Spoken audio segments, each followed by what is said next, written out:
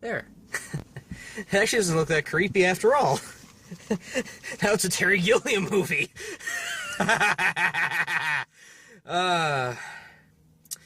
Yep, I saw it. There you go. I'm not going to eat the ticket like I did with Batman vs. Superman. Oh, actually, that lighting looks a little... Yeah, it looks a little better here. Now I'm Boris Karloff from The Mummy. Today on 101 with lighting. Where was I? Oh, yeah. I'm not going to destroy this ticket. I'm not going to go into a huge rant. I think for the benefactor of this film, I will leave DC off the hook this time. I will leave it off the hook for now. Until Justice League. But even the trailer looks at least kind of cool. Which I just saw with this movie, ironically. As I was saying, I will give DC the benefit of the doubt this time. Only because you can tell they're trying to make a good movie here. They're literally trying. It's like after the trials of Batman vs. Superman and Suicide Squad, it's like, wow, we really need to up our game here. And I think with Wonder Woman, they really give it their all. You really sense they're trying to make a good movie. And I think they succeeded. Excuse me. I think they succeeded 95% of the time. Now I know what you're thinking. How dare you be fair? Look, I don't want to go into a huge discussion because there's low battery on my phone. I don't want to risk plugging in my car charger because of the length of the cord. It might pull the phone down. So I gotta be really super quick. I think in the guise of Wonder Woman, you know, this one per se, I think DC has done a good job making a comic book movie, a fresh off the boat comic book film. Because keep in mind, they were the ones that did like the very first successful comic book film. I mean, they did Superman, for example. They were there with Batman in the 2000s. They picked up with the Marvel films. And it's time to give someone else another chance, another shot. And let me tell you, they almost had it. They were so close.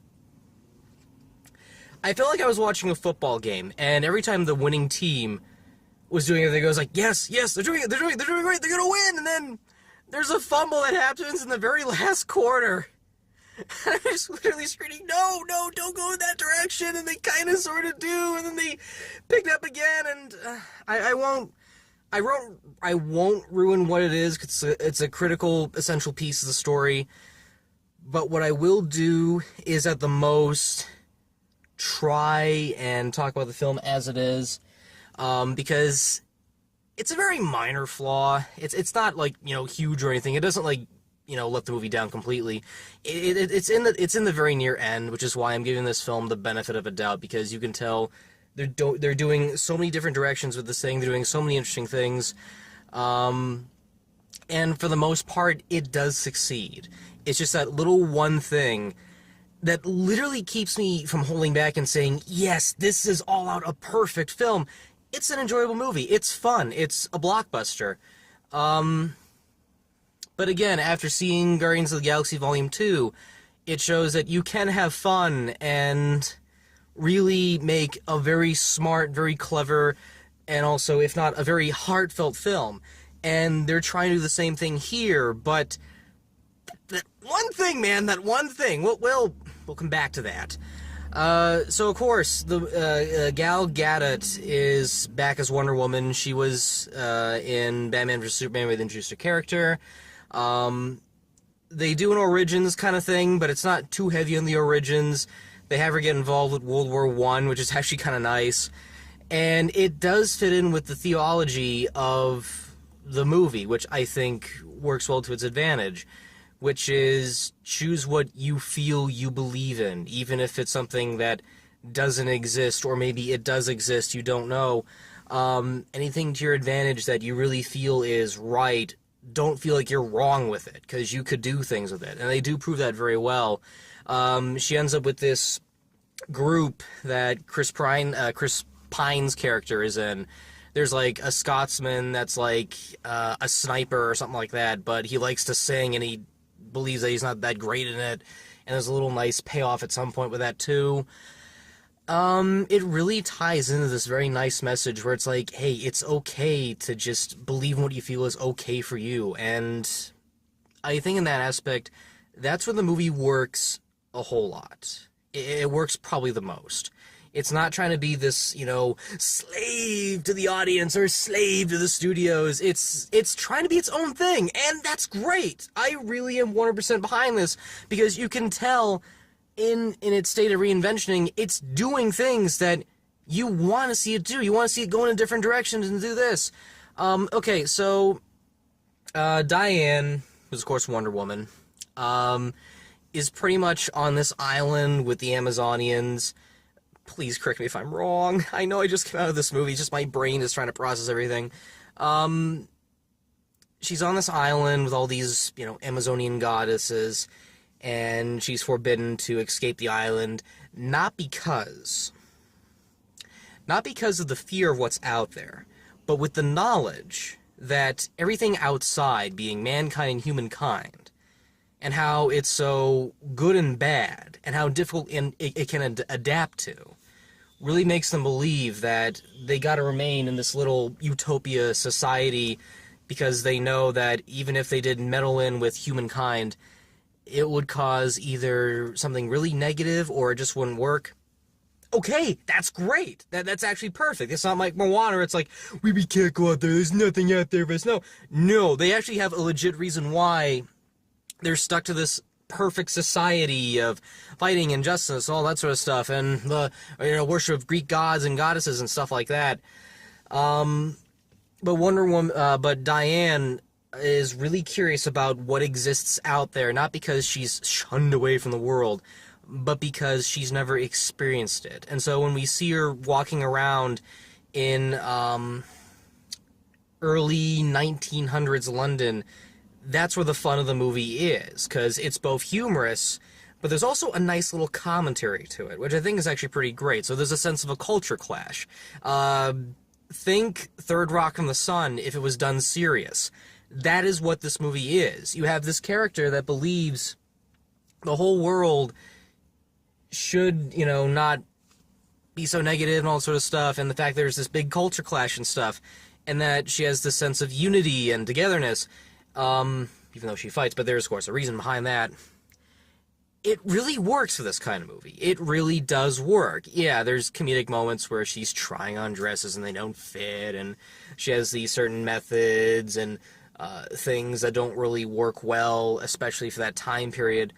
But considering how Chris Pine is the straight man, and he knows all this knowledge about what happened in this historical time, how women were not seen as the equal and all that sort of stuff, how it's not a completely free scenario where you can just literally waltz in and try and save the world. There's complications to it. It almost works at one point. There's like this sequence where they're in no man's land, and he's trying to convince her that they can't do anything to stop the war, and because she has superpowers, she just takes the full advantage, runs right in there. But even then, they also show that that's not always the right way to do it, which I think is actually pretty interesting. There's always going to be, like, backfires, and there's certain points where some of that, gung-ho, let's go in, is not the true answer, and I like that. I like the movie for doing that kind of thing. The fact that there's a sense where, yes, there are moments where you can rise up and do great things, but there's moments where that is really not the case. There are certain times when people have to have their moment in the spotlight and do what they can. The fact that everyone has, like, unique, specific job and stuff, and if it pertains them, it greatly pertains them. There's this scene where another guy is like, oh, I was supposed to be in this war, I was meant to be an actor, and he has that, charisma acting kind of thing. That's actually kind of neat. It's just a really good movie. It's just really, really good. It's Warner Brothers doing the Superman the movie motif, but it's doing it so well. It's doing it so better. And the risks it takes, the things they do, they work so well to its advantage. So I don't want to be hard on this film because when it succeeds, by God, it succeeds. I'm trying to think off the top of my head. There's like so many moments in this film where they don't point the finger or anything.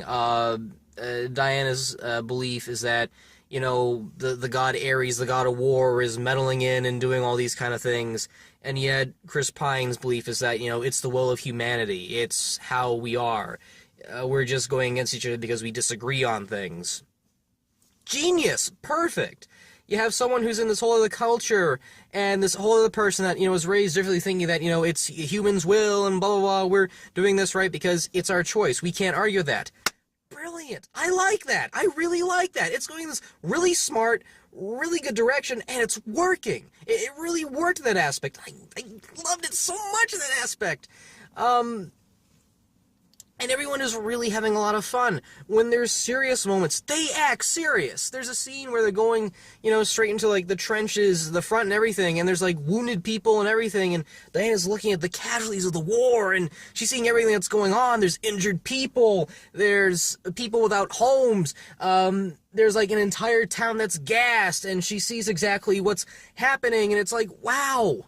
This is good, this is smart, this is clever, you're winning, Wonder Woman, you're winning, it's so good, and then, oh god, it gets to the end, and it's like, no, don't do that, oh, I don't want to ruin it. But let me put it this way. You remember in Toy Story, you remember in Toy Story, and Buzz Lightyear, you know, found out, hold on a second, oh, right.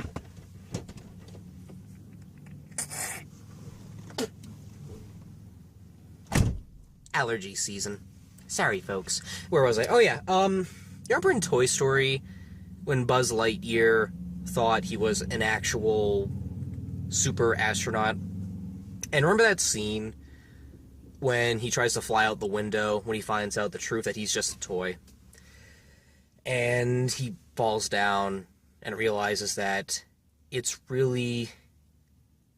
You can be like this, you know, great, perfect thing, but at the same time, just being who you are is really what counts. That message of, yeah, it sucks that you're not the actual thing, but, you know, it doesn't hurt to pretend and, you know, think this kind of thing, but just remember who you really are. Picture that. But if in the very, very last moment, Buzz finds out that he is the real Buzz Lightyear. And he can shoot lasers. And he can actually fly.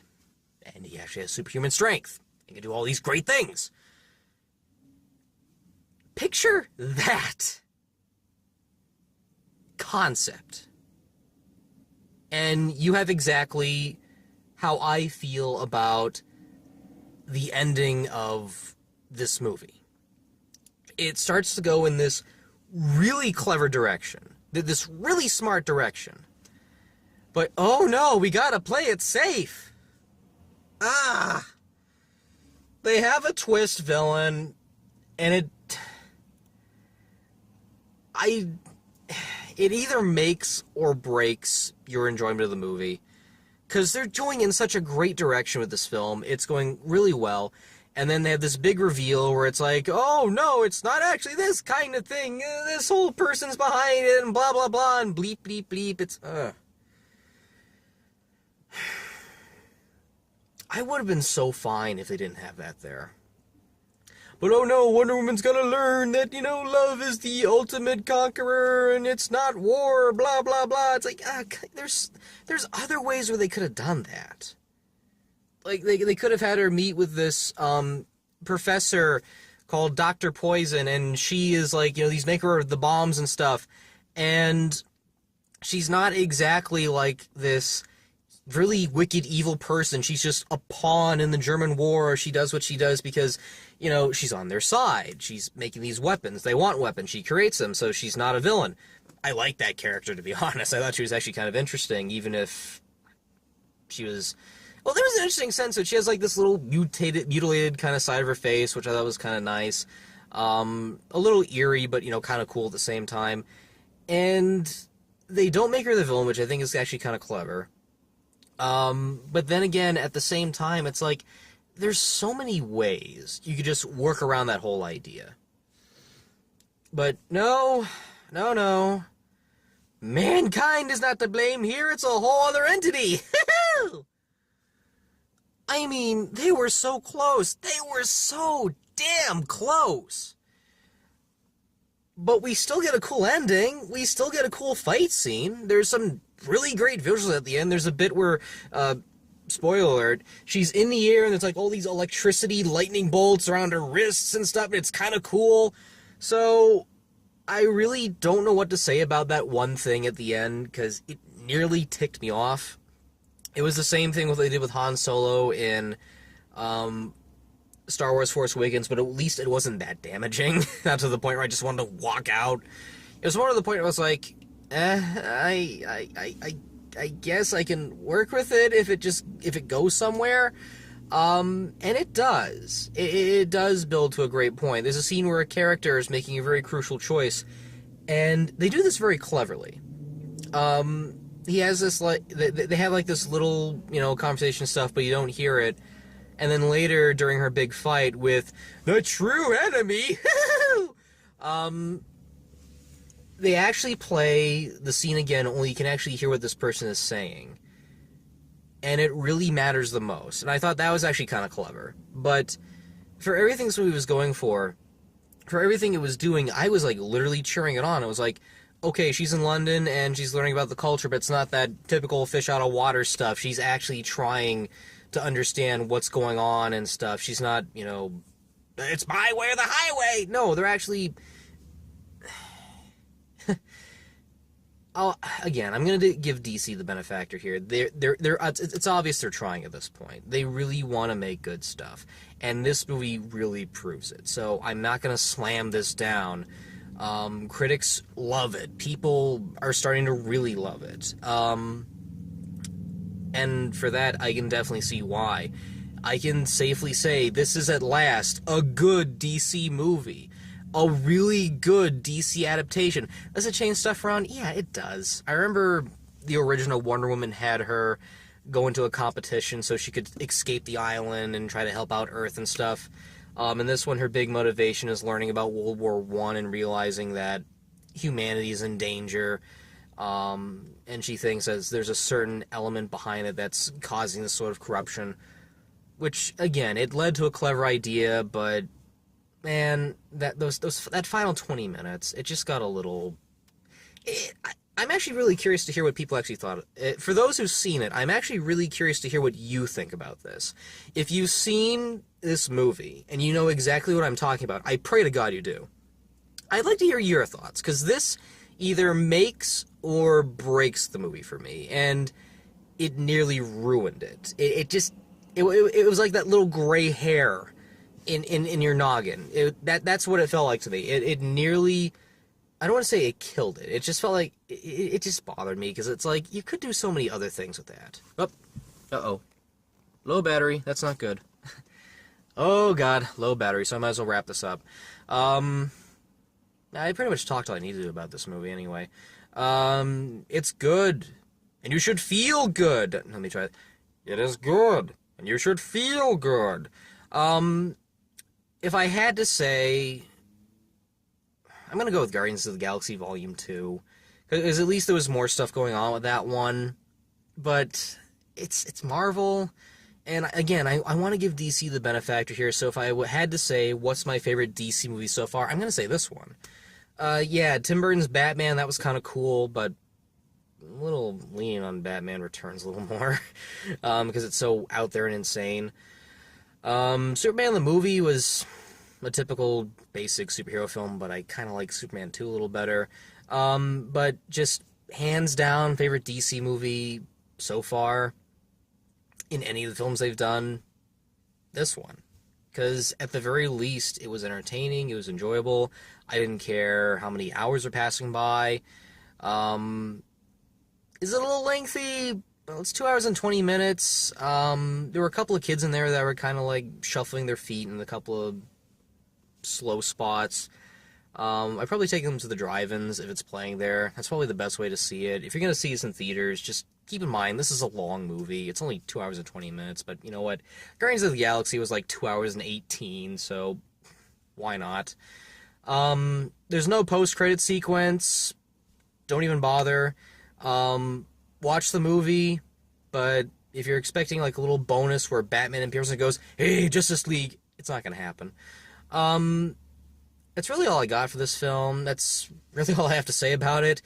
It's a good DC movie, and I can finally say it is a good DC movie.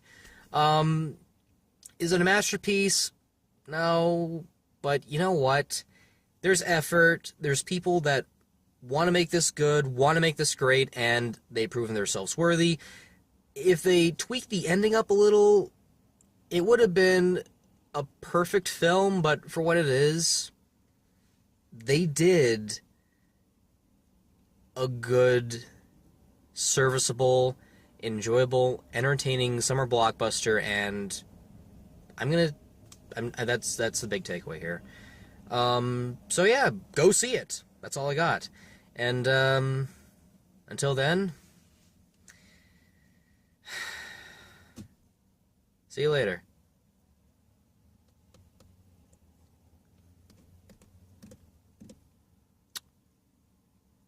Yeah, might as well shut this off now.